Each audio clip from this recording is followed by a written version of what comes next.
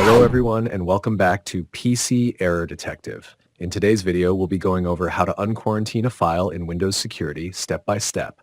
If you're finding our tutorials useful, please hit that subscribe button so you don't miss any of our future tips and tricks. Alright, let's get started. Step 1. To begin, click on the Start menu at the bottom left corner of your screen, then select Settings from the list. Step 2. In the Settings window, find and click on Update and Security. This is where all the Windows security and update features are located. Step 3. On the left sidebar, click on Windows Security. This will bring you to a menu where you can manage your device's protection settings. Step 4. Next, click on Virus and Threat Protection.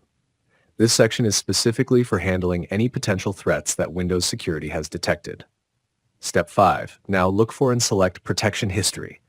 This is where Windows keeps a record of actions taken against files, including any quarantined items.